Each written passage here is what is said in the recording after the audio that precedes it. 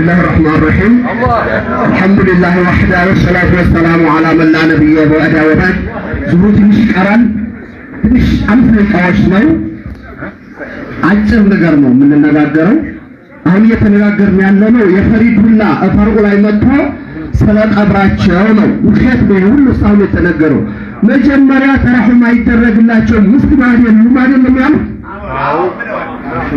እና ዋናው ተነካለካ ማድረግ ምንድን ነው ነገሩ ሲሞቱ ሁሉ ሰው ሞተ ካብሩና ምናልባት ወጥቼ ያሉት አውጥተው ያቃጠሏቸው አስበው ሊሆን ይችላል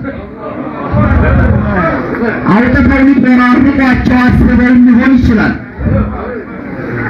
አሁን ከቤተሰቦቻቸው ጋር ከልጆቻቸው ጋር ከመንግስት ጋር ተመካክረን እናወጣቸዋለን አሉ ሙስሊም ወጥ ሁሉ የሚያይ ንፍጣም ይሽላቸው ንፍጣም ሙስሊም ሙስሊም አለላቸው ሙስሊም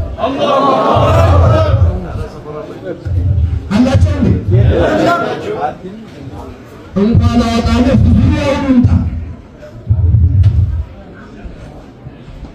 ስለዚህ ሙስሊም አፈለቀዋለም ካሉት አንድ ሙስሊም ወጡ ፈለቀ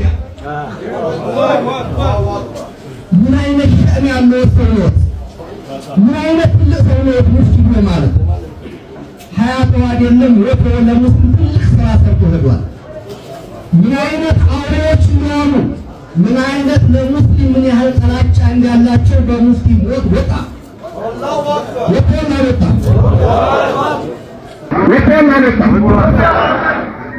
ካሁን በኋላ እነዚህ ሰዎች ወንድሞቻችን ናቸው አንድ ነን የሚለው የሙስሊም ገዳይ ብለን እንወስደው ያው ከነን ጋር አንድ ነን ወይ አንድ ነን አይደለም እስቲ በቻሳይ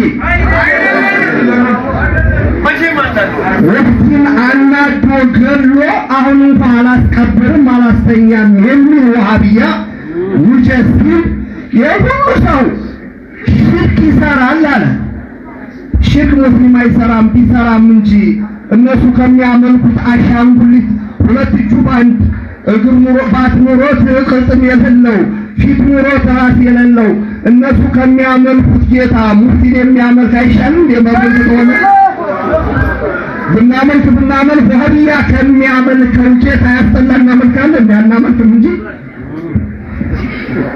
ነው ስለዚህ እስላሞች ሲኖት በቃ ሙስሊም ወሃነታቸውን ተጠቅመው የሰሩትን ሰርተዋል ካሁን በኋላ አንድ ነን እያለባበሰ ቅቤ እየቀባ የሚመጣው አንድ ለሆዱ ነው አንድ ለሰይጣኑ ነው እኛ ደግሞ ለባለስልጣን ለሆዱ ለሚገዛ ተገዦች ተቀባዮችም አይደለንም የሙስሊም ሙሪዶች የሙስሊም ደረሳዎች አላሁ አክበር خط احمر ቀይ መስመር አስመረው ብለዋል ሙፍቲ ረሂመሁላህ ረህመተ ዋሲዓ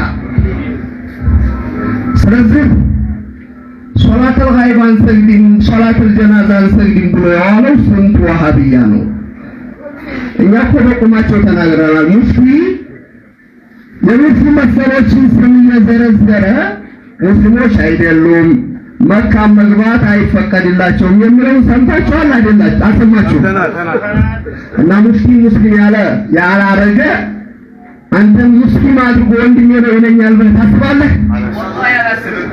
ታስባለህ ወይ ማጥሞት ለህግ ነው የምትኖረው እንጂ ለሆዳምኛ ምን ብቻ አይሰጥም አበደን عليها نحيا وعليها نموت وعليها نبعث إن شاء الله من الآمنين አበደን ዛሬም ትናንትናም ነገም ከወሃቢያ ጋር አንድ አይደለም ወንድሞቻችንም አይደሉም ማን ወለደልን አባት لا اله الا الله ነው አፈንሮ ለቆቸዋል አላህን የሚገዛና አሻንጉሊት ጦጣ የሚወርድ ጌታ የሚያመልክ ማን አዛም ብሎ ወንድማችን የምትላቸው